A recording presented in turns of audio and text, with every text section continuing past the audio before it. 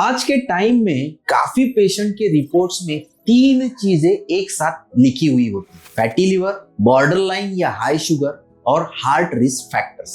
और फिर कंफ्यूजन होता है, डॉक्टर लीवर का फैट हार्ट से कैसे रिलेटेड है? ये तीन अलग अलग प्रॉब्लम्स है या एक ही डिसीज का हिस्सा? सच ये है कि फैटी लिवर, डायबिटीज और हार्ट डिसीज अलग अलग प्रॉब्लम्स नहीं है।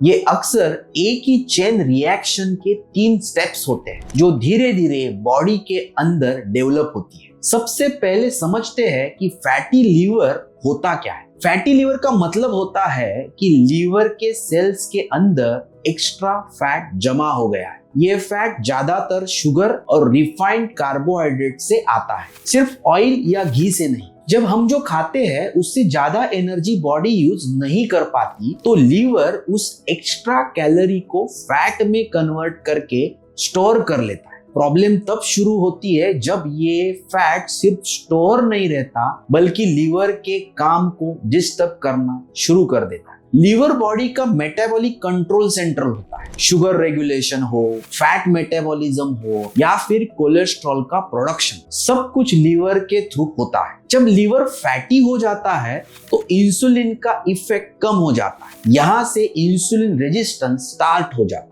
बॉडी इंसुलिन बना तो लेती है लेकिन लीवर और मसल उस इंसुलिन को प्रॉपरली रिस्पॉन्ड नहीं करते।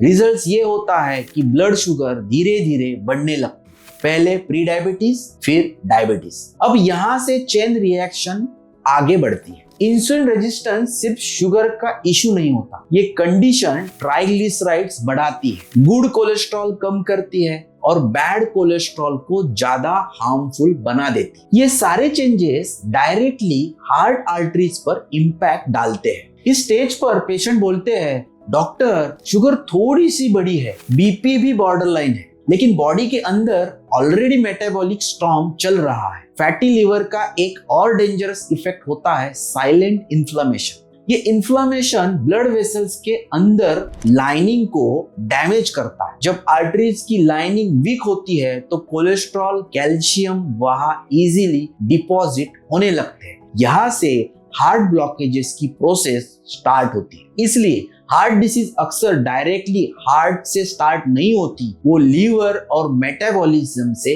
स्टार्ट होती है। एक और इम्पोर्टेंट पॉइंट ये भी है कि फैटी लिवर सिर्फ ओबेज लोगों में ही नहीं होता, बहुत सारे नॉर्मल वेट या वेजिटेरियन, वेगन लोगों में भी फैटी लिवर होता है। क्योंकि इशू फैट इंटेक का नहीं, इंसुलिन रेजिस्टेंस और एक्सेस शुगर लोड का भी है। अब अगर इस चेन रिएक्शन को तोड़ना है तो सिर्फ एक नंबर फिक्स करना काफी नहीं होता। सिर्फ शुगर कंट्रोल या सिर्फ कोलेस्ट्रॉल कंट्रोल इनकम्प्लीट अप्रोच होता है, क्योंकि जब तक लीवर हेल्दी नहीं होता, मेटाबॉलिज्म स्टेबल नहीं होता, तब तक हार्ट रिस्क वापस आता ही रहता है। इस चेन को ब्रेक करने के लिए सबसे पहला स्टेप होता है लीवर फैट कम करना। जब लीवर फैट कम होता है, इंसुलिन सेंसिटिविटी इंप्रूव होती है। जब इंसुलिन सेंसिटिविटी इंप्रूव होती है, शुगर और ट्राइग्लिसराइड्स कंट्रोल में आते हैं, और जब ये सब स्टेबल होते हैं तो हार्ट पर लोड ऑटोमेटिकली कम हो जाता है। लाइफस्टाइल यहाँ सबसे पावरफुल रोल प्ले करती है। शुगर और रिफाइंड कार्ब्स का control, regular physical activity, weight management, proper sleep और स्ट्रेस रिडक्शन, ये सब लीवर फैट को रिवर्स करने में हेल्प करते हैं। अल्कोहल भी फैटी लिवर और हार्ट दोनों के लिए मेजर ट्रिगर होता है, इसलिए उसका रोल इग्नोर नहीं किया जा सकता। ये भी समझना जरूरी है कि ये प्रोसेस रिवर्सिबल हो सकता है अगर अर्ली स्टेज पर पकड़ लिया जाए।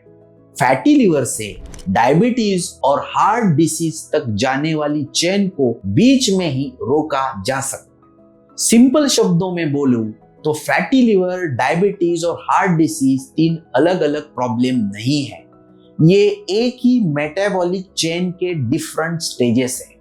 अगर रूट कॉज पर काम किया जाए तो पूरी चेन को कंट्रोल किया जा सकता है।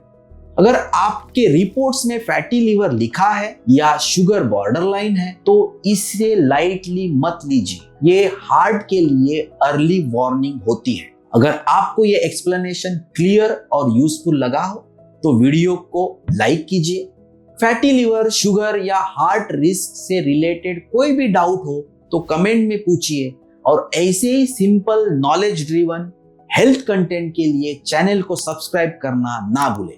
Thank you very much.